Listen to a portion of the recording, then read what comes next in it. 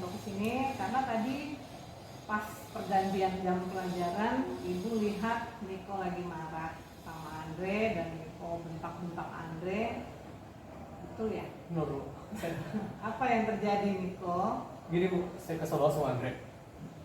Dia maksain saya buat nyari jawaban yang saya kerjakan sama teman saya. Kalau kita coba pikir lagi kan sama teman-teman diskusi, tapi Andre dia nggak aktif sama sekali, dia cuma nyari jawaban kayak gitu, nggak aktif sama sekali. Iya. Makanya saya marahin dia, bentakin dia. Ya ibu ngerti perasaan Niko ya, pasti kesal sekali karena kita udah capek diskusi melewati proses, ternyata ada satu teman yang tidak mau ikut bekerja tapi ingin dapat hasilnya, Iya. betul ya. Nah, ibu tidak sedang mencari kesalahan Niko di sini, tapi kita akan sama-sama cari penyelesaian yang terbaik untuk menyelesaikan masalah ini. Kalau kita lihat tadi, ibu pikir sih masih lebih bagus ya. Niko bisa aja tadi berbuat lebih buruk kepada Andre, ya kan? Iya Bu, bisa saja saya mukul Andre ini gara-gara saya nggak suka sikapnya itu. Iya betul. Karena memang kesal, ya. Kesel banget, Bu. Nah, tapi kalau kita ingat-ingat lagi keyakinan kelas kita bersama yang sudah disepakati, apakah perilaku Niko ini sesuai dengan keyakinan kelas kita? Enggak Bu. Ya, bagian mana dari keyakinan kelas kita yang belum Niko lakukan?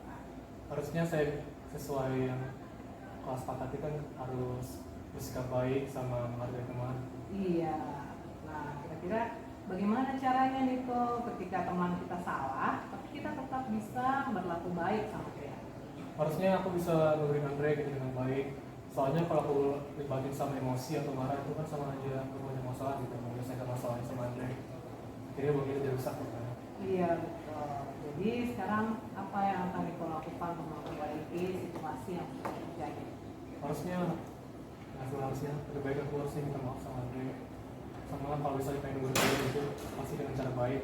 Dan juga satu utamanya saya bisa ngatur emosi saya. Iya. Selamat mencoba ya Niko ya. Mudah-mudahan Niko kedepannya lebih bisa menguasai emosi lagi. Oke, silakan kembali ke kelas. Saya kelas Remi, saya kelas 10 dari SMK 14 Bandung. Yang seperti tadi yang saya lakukan tadi, sebenarnya itu emang penting banget sama guru. Apalagi guru itu menegur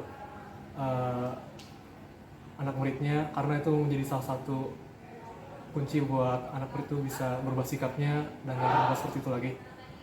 Soalnya kalau misalnya kita menegur dengan secara keras juga pasti ya tertanam, tapi tetap aja muridnya punya perasaan yang gak enak gitu. Jadi lebih baik itu secara kata-kata dulu, karena kata-kata yang halus itu bisa berubah pikiran.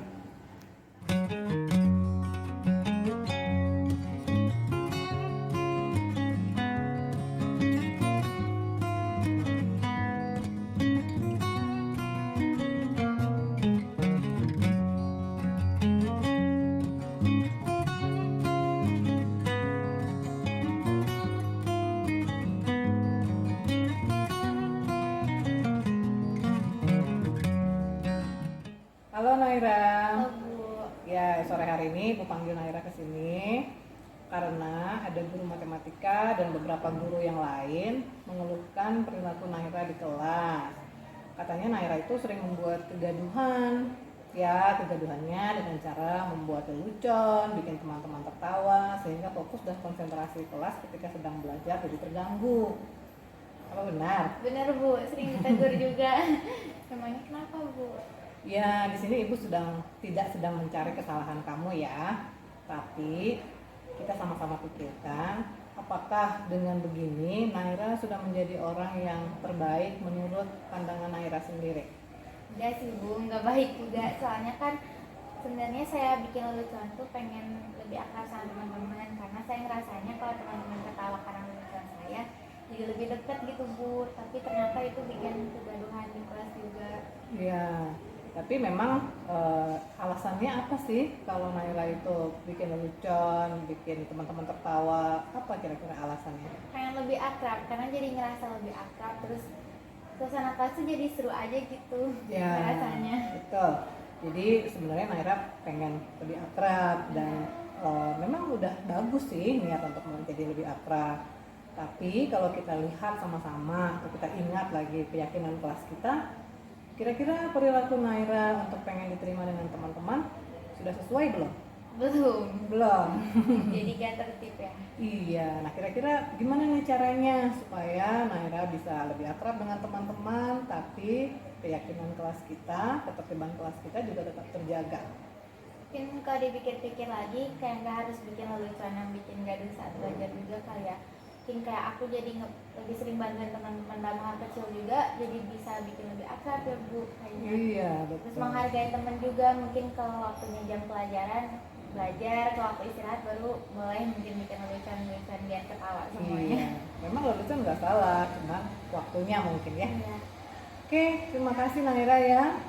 Ibu yakin pasti Naira bisa berubah menunjukkan perilaku yang lebih baik. Kasih ya Ibu, maaf juga ya Bu. Iya, nggak apa-apa.